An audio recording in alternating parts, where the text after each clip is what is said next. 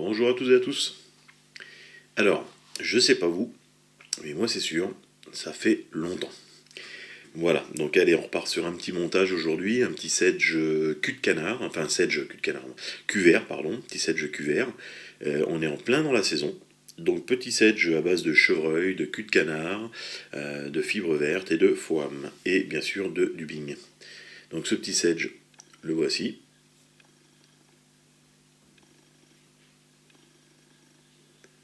Donc en ce moment, comme je dis, on est en pleine saison. Donc tout le mois de mai, là, jusqu'à les coups du soir et la journée, on a de très très très belles éclosions de ce type de sedge. Donc ce sedge, je le monte en taille 14, donc vous pouvez voir à côté de mon doigt, c'est une belle taille, mais c'est pas trop gros non plus. Donc on reste vraiment dans le gabarit des petits sedges actuellement. Alors je dis bien sur les rivières que moi je pratique, hein. Vous aurez peut-être un hameçon de 12 ou peut-être un hameçon de 16. Tout dépend de la région où vous habitez, donc c'est à vous de vous adapter pour la taille de votre petit sedge. Généralement, la taille 14 passe partout. Donc ce petit sedge, comme vous pouvez voir, constitué d'une poche à eux, ce qu'on appelle le cuvert, d'un corps, d'un thorax, d'une aile et d'un petit témoin de flottaison et d'une aide à la flottaison. Ce petit sedge, quand il va se retrouver sur l'eau, il aura cette position-là. Donc le fait d'avoir ce petit témoin, ça permet de vraiment bien le localiser. Si on prend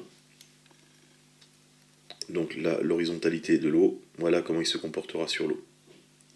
Ce qui veut dire que le cuvert sera vraiment bien en dessous, et ça permettra donc d'imiter vraiment le cuvert en train de pondre.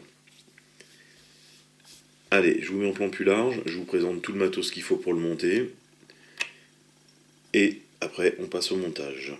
Donc là, un hameçon K10, voilà. Hameçon K10 type, enfin hameçon type K10, c'est de l'hameçon katana. Donc ça c'est les hameçons que j'achète chez Fusion Fly Fishing. Donc voilà, petit hameçon katana. Je vais mettre un petit peu en plan plus large pour vous présenter le reste du matos. Alors, sur le petit cuvert à l'arrière, il nous faut un fil qui va bien, donc de cette couleur-là. C'est le JMC, fil floss, que je trouve super. Et quand vous le prenez, vous le dénudez, vous verrez qu'on peut tirer deux fils dans un seul fil. Vous voyez, c'est ce que j'ai fait moi là. J'ai deux fils dans un seul, qui est plus facile à étaler et qui vous permettra de vraiment faire la partie conique vraiment propre. Donc le fil JMC. Après, à suivre, on va lui positionner un cul de canard. Donc là, on va prendre un cul de canard avec des fibres modérées, donc régulières, et sur une longueur de 3-4 cm, le cul de canard. On va le coincer et on va le twister. Pour positionner ce cul de canard et le twister, on va utiliser l'outil de twist. Donc là, en l'occurrence, je vais utiliser l'outil Petit Jean, qui est vraiment prévu à cet effet pour twister les culs de canard. Si vous n'avez pas cet outil-là, vous pouvez revenir sur une pince donc, de ce type. Donc celle-là, c'est la pince Stonfo. Et si vous regardez, en haut, la croche n'est pas du tout la même. Il y a un ergot ici, donc ça pince bien le cul de canard dans le tube, et ça permet de ne pas se décrocher. Pas comme ce type de pince, où souvent, quand on met des coups de coque, ça glisse. Voilà. Moi, je vous préconise soit cette pince-là, qui permet de faire les coups de coque, les coups de canard, qui est assez polyvalente, ou vraiment après, si vous avez la possibilité de vous faire plaisir, de vous acheter l'outil Petit Jean, qui est vraiment prévu à cet effet, et moi j'adore celui-là. Donc voilà pour le cul de canard. Arrivé au bout, il va falloir qu'on lui mette notre petit repère jaune. Donc le petit repère jaune, c'est tout simplement des bandelettes de foam. Voilà. Et ces bandelettes de foam là, ça vient des éponges. On appelle ça des éponges de nettoyage, des éponges de bain. Et ça, j'ai acheté chez Jiffy. Voilà. Donc elles sont très fines. C'est des bandelettes de foam, ça flotte bien. Elles sont malléables facilement. Elles sont pas trop larges, pas trop épaisses. Elles conviennent vraiment pour faire ce type de montage.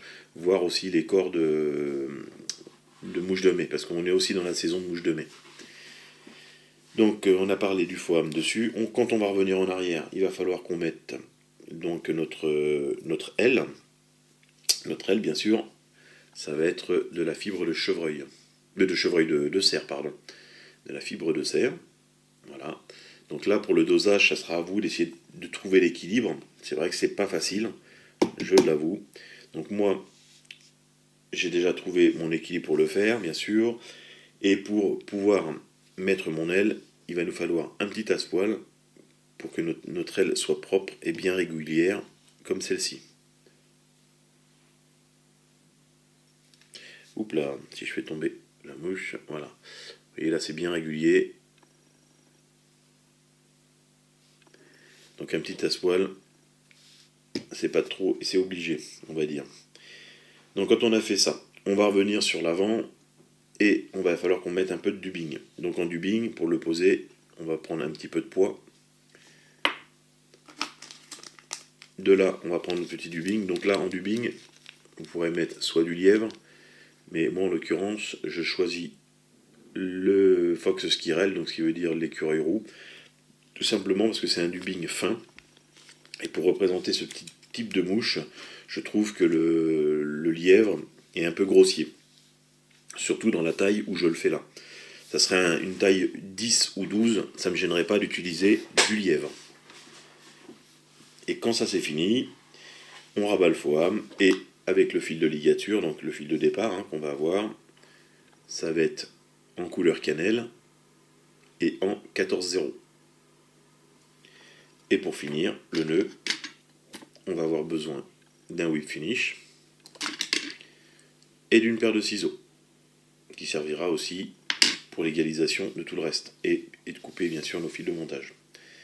Bon, allez, je vous mets en plan plus proche et c'est parti, on voit son montage.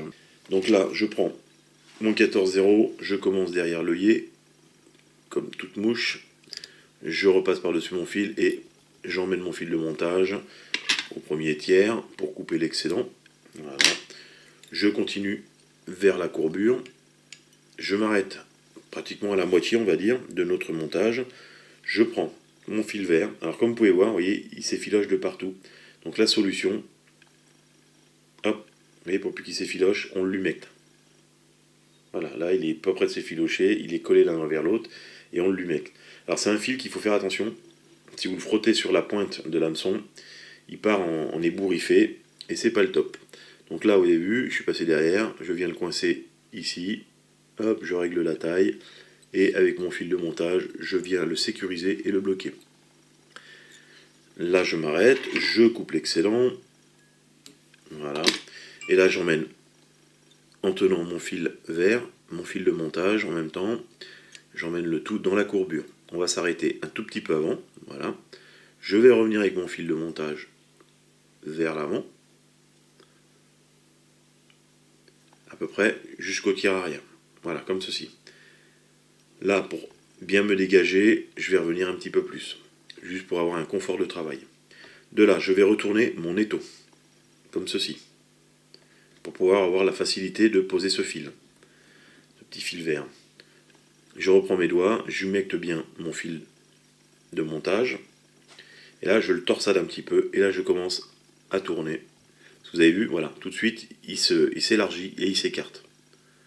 Et là on va monter un petit cône. Alors attention de ne pas monter trop la boule à l'arrière, mais de la monter suffisamment pour que quand vous allez poser votre cul de canard, tout soit à la même taille. Donc là, on va remonter encore un tout petit peu ici. Voilà. Là, je viens sur la base arrière, je reprends mon fil de montage, je le redéfais, voilà, pour arriver à l'arrière. Et là, je viens bloquer mon fil de montage, enfin, je viens bloquer avec mon fil de montage le fil vert. Donc, voilà. Je retourne mon étau, je prends l'excédent et je coupe le tout. Vous avez vu, le fait d'être à l'envers et de monter cette petite boule là, ça nous évite d'aller toucher l'hameçon. Parce que là, vous voyez, si j'avais laissé mon fil là, j'ai mon fil qui me dérange et ma pointe qui est pas loin. Donc ici, quand j'ai bien sécurisé le tout, je vais prendre mon cul de canard, donc celle qui est assez longue, voilà, et assez épaisse. Je vais venir à la base, donc à partir de mon rachis arrière, passer mon fil de montage dessus, avec un tour. Et là, je vais tirer sur mon cul de canard comment s'appelle, en mettant pas trop de force dans mon fil de montage pour éviter que ça coince de trop. Je fais glisser mon cul de canard jusqu'au bout, jusqu'à la pointe, et là, tac, je le tiens et je le serre. Et là, mon cul de canard, hop, il est tenu, il est bien maintenu, et je ramène mon fil de montage jusqu'au tiers avant, ici. Je laisse un bon tiers, parce qu'il faut penser qu'il y a la tête à faire, et il y a le corps à faire. Pas le thorax à faire, pardon. Quand mon cul de canard est bloqué, je prends mon twister, je viens prendre à la base du rachis celui-ci, hop, je coince le tout, je commence à twister par 2-3 tours, et là j'enroule mon cul de canard autour de mon hameçon. Comme ceci. Et ça, on va remonter notre cul de canard comme ça, en twistant, jusqu'à la base de mon fil. Là, on ne devrait pas tarder. Un petit dernier tour. Voilà. Je viens ici. Hop, mon cul de canard s'est détaché. C'est pas grave. Ça s'est bien bloqué au bon moment. Comme quoi, vous voyez, il y a des aléas qui peuvent arriver pendant le montage. Hop. Là, je récupère bien ma fibre. Je bloque bien le tout. Voilà, je sécurise. Je repasse mon rachis derrière. Et je repasse mon fil de montage devant. Maintenant, on va attraper notre petite paire de ciseaux et on va égaliser tout ça. Donc on va enlever tous les excédents de fibres. Et comme je vous ai dit tout à l'heure, notre cul de canard nous permet de faire du remplissage et d'avoir un corps régulier d'un bout à l'autre. Avec cette petite boule verte quand il vient pondre. Quand on en est là, donc j'ai laissé un tiers avant, on va prendre notre petite fibre de foam. Là, j'ai coupé la petite boursouflure. Donc on prend notre petite fibre de foam que je place sur l'hameçon et la plus grande partie vers l'avant. Et avant ça, je vais ramener mon fil de montage, bien sûr, à la base de l'œillet. Vraiment à la base de l'œillet. Hein. Je pose mon foam dessus, je fais le tour, je fais en sorte que mon foam soit bien centré sur mon hameçon. Je fais 2-3 tours à la base de l'œillet. Donc vous inquiétez pas, on croit que l'œillet, voilà, il est encombré. Mais justement, le fait de le poser bien à ras, ça va permettre de le libérer par la suite. J'entoure comme il faut mon foam, je le continue de bien le centrer. Quand je suis revenu à la base de mon cul de canard, je prends mon petit ciseau et je coupe en tirant sur mon foam pour enlever tout l'excédent. Et je coupe le surplus sur les côtés. De là, je fais 3-4 tours de fil de montage pour bien sécuriser mon foam. Je reviens à la base, ici. Je prends un petit cul de canard, j'enlève la petite partie dufteuse, voilà. Et là, je vais prendre des grandes fibres. Je vais les mettre droites. Hop, entre mes doigts, je coince, je tire. Vous voyez, j'ai déplumé. Le cas de le dire, j'ai déplumé ma plume. Je replace dans mes doigts comme ceci. Et là, tac, je retire. Vous voyez là, mes fibres sont plus là, elles sont entre mes doigts. Je rassemble le tout. Comme ceci. Alors c'est une petite gymnastique à apprendre et c'est un coup à prendre. Hein. Les premières plumes que j'ai faites comme ça, généralement, il me restait 2 fibres dans les mains sur une centaine sélectionnées. Voilà. Donc là, j'ai installé ma petite fibre de cul de canard qui va aider à se positionner sur l'eau et à la flottaison. Ici, derrière, je vais couper. Vous voyez, je vais laisser 2-3 mm, voire 5 mm grand maximum après la poche à œuf. Ici. Ça va permettre, vous voyez, ça fait comme une spatule, ça fait un truc plat, et ça va permettre justement de pouvoir bien positionner mes fibres de serre, voilà, donc là je les étale, et ça va venir en applique dessus. Donc là, je prends mes fibres de serre qui sont dans le tasse-poêle, je les ai égalisées juste avant, vous voyez, elles se retrouvent toutes à égale distance au bout. J'attrape la petite pincée, je rassemble les poils comme il faut, ici j'enlève les excédents, les quelques fibres qui pourraient me gêner. Je viens essayer de mesurer, donc enfin pas de mesurer, mais de placer mes poils dessus. Les poils doivent se dépasser d'1 mm, mais pas plus, du cul de canard qu'on a déjà préalablement posé. Quand ça c'est fait, voilà, je les maintiens et je fixe avec mon fil de montage les fibres de chevreuil. Quand ça c'est fait, on a les posé, je prends ma petite poubelle que je glisse dessous. Alors si vous n'avez pas de poubelle, mettez un petit papier ou ce que vous voulez pour réceptionner toutes les fibres. Ici, je mets mes doigts en protection. Et là, avec mon petit ciseau, je vais venir couper tous les excédents. Alors attention de ne pas couper. Attention de ne pas couper, comme on dit. Hop là. Votre fil de montage. ou le foam et le reste. Donc là on dégage tout, hein. Tout le surplus qui était vers l'avant. Et il y en a même quelques-unes qui sont passées en tournant notre fil de montage vers le dessous. Alors on y va tranquillement, hein, pour prendre son temps. Voilà, il y a des fibres récalcitrantes. Ici, on vient égaliser le tout. Voilà, on va refaire un ou deux tours de fil de montage. Là, on va ramener notre fil de montage vers l'avant, à la base de l'œillet. Là, on sait que notre cul de canard, notre petit sedge, quand il vient se poser sur l'eau, il faut que l'arrière baigne vraiment dans l'eau. Donc là, on prend le ciseau, et à hauteur du corps, hop, on vient tailler nos surplus de fibres de cerf. Comme ceci. Vous voyez, je les ai dégagés. Ça permet d'avoir une aile qui va venir bien se poser. Et je le fais des deux côtés. Voilà, comme vous pouvez voir, mon aile est bien rassemblée. J'ai mon petit cul de canard dessous. Mon petit cul de canard. Et l'eau, quand elle viendra là. Il n'y aura que l'aile qui sera posée. Et le cuvert sera sous l'eau. Comme le réel petit cuvert quand il vient pondre. Le petit sedge quand il vient pondre. Voilà, là j'ai une ou deux fibres. Tac, voilà. Ici, quand je suis revenu justement sur l'avant, on va prendre notre petite poix, pardon. On en glisse un peu sur le fil. On attrape une légère pincée de dubbing de Fox Skirel, comme ils disent. Donc, d'écureuil roux. Hop, on twist.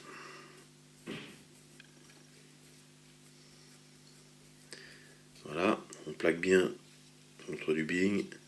Et là, on commence les enroulements. On serre un petit peu notre dubbing en enroulant. Et on revient vers l'arrière. Voilà, on forme un thorax comme ceci. Et là, on va prendre notre foam, on va le ramener vers l'arrière, ce qui va nous dégager, vous voyez, notre œillet. Et là, on va le tendre un petit peu. Hop, on va le serrer. On regarde si la position est propre et bien mise. Là, on fait 3-4 tours. Quand ça c'est fait, on prend notre whip finish. Comme ceci. Et là, on vient faire 3 tours. Je libère. Hop, je serre mon nœud. Et je recommence une deuxième fois. 3 tours. Je libère. Je serre mon nœud. Tac, je tends le cou. Je serre bien. Je coupe l'excédent de fil.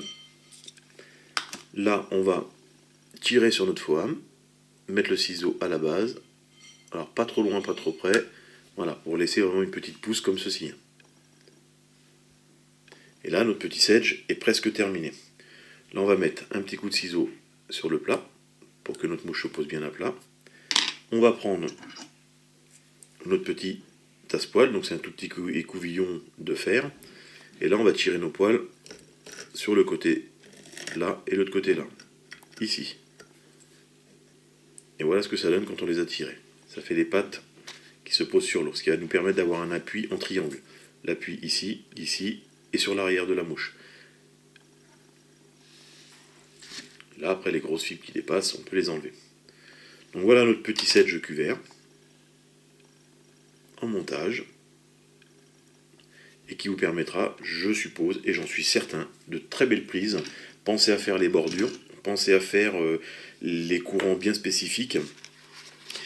Prenez le temps de lire l'eau, prenez le temps de voir ce qui se passe sur l'eau, et vous verrez que vous aurez réussi à 80% votre pêche. Bon montage à tous. Ciao ciao.